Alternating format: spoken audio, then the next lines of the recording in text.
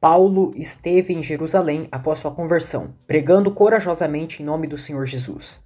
Ele se associou com os discípulos e discutia com os judeus de fala grega, mas estes tentavam matá-lo.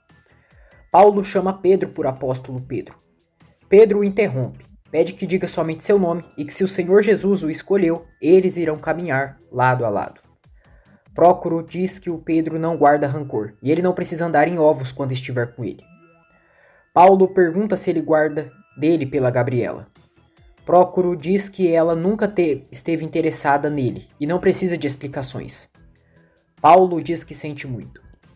Prócoro diz que é ele quem sente muito, porque se a Gabriela o amasse como ama ele, não pensaria duas vezes em se casar com ela. Ele diz que é difícil fazer a obra de Deus sem uma esposa, que é muito difícil.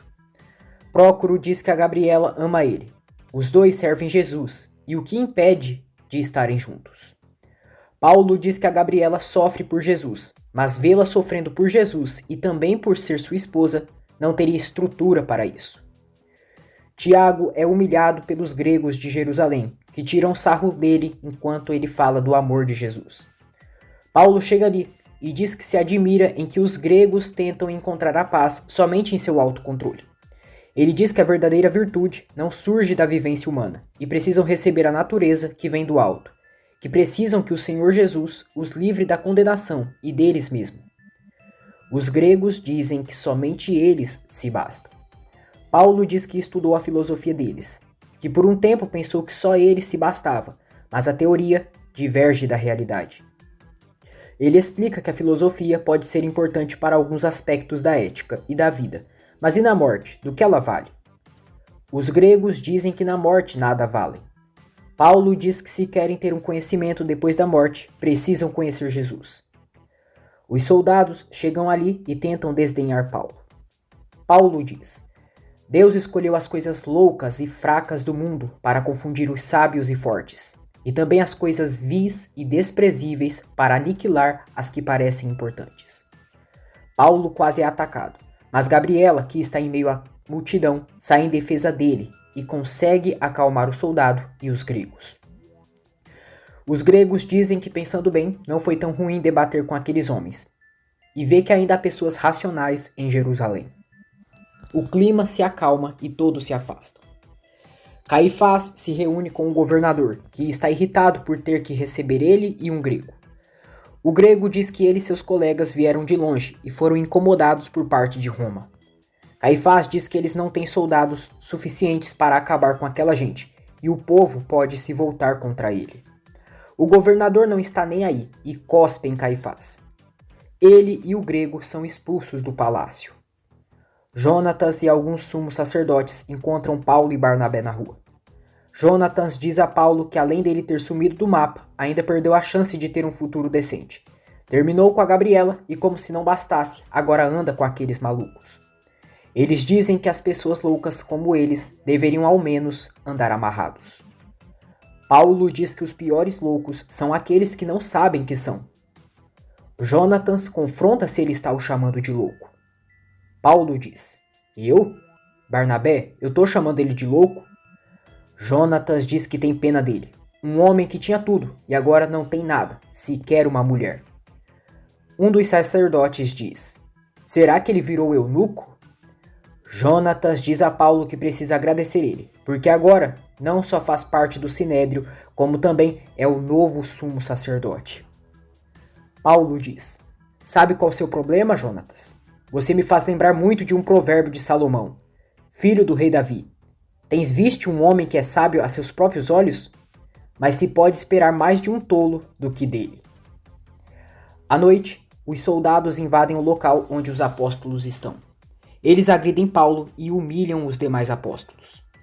Paulo diz que amarrar e açoitar um cidadão romano é um crime. O soldado diz que o governador ficou sabendo do que eles fizeram com os gregos. Irá perdoá-los, desde que saiam da cidade. Gabriela quer acompanhar os discípulos em sua missão e arruma suas coisas. Gamaliel diz à filha que ela não está fazendo isso por Jesus. Gabriela diz que é sim, que faz tudo por Jesus, e na verdade o pai só não quer que ela vá. Ela diz que já é uma mulher adulta, Precisa viver sua vida e não pode ficar com ele todos os dias. Gamaliel, Nataniel e a esposa dele tentam fazer de tudo para que Gabriela não vá embora, mas é em vão, pois ela já está decidida em sua missão. Gamaliel garante à filha que vai estar orando por ela, e se ela voltar, ele está ali para recebê-la de braços abertos. Nataniel diz que não dá para a irmã ir. Tiago chega ali e revela que o debate com os gregos foi uma cilada e que o Paulo já foi embora da cidade. Gabriela fica abalada e sai correndo dali. Nataniel vai atrás dela, a abraça e tenta consolá-la. Ele diz que ela ainda pode servir a Jesus ali em Jerusalém. Gabriela diz: "Mas eu queria servir a Jesus ao lado dele, Nataniel." Os irmãos, temendo pela segurança de Paulo, o levam para Cesareia e de lá para Tarso.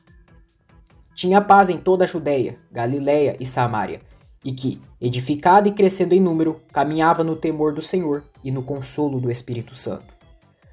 Gabriela ainda está arrasada pela partida de Paulo e diz a Susana que se ele tivesse ao lado dela, teria mudado de ideia quanto a eles, mas ele sequer se despediu dela. Ela diz que é como se só ela tivesse amado esse tempo todo e uma simples decisão ele a abandonou. Susana diz que ele não teve tempo para pensar nisso. Gabriela diz que nem amigo dela ele é mais. Susana diz que um dia ela vai entender tudo e deve permitir que Deus faça a vontade na vida do Paulo. Já na atualidade, Gabriela diz a Lucas que precisava daquele tempo longe do Paulo para entender os planos de Deus em sua vida. Lucas diz: "Sabemos que Deus age em todas as coisas, para o bem daqueles que o amam, dos que foram chamados de acordo com seu propósito." De volta à época, Paulo conhece Marcos, o amante de sua irmã. A irmã de Paulo é uma mulher vil e só se interessa pelos negócios do pai.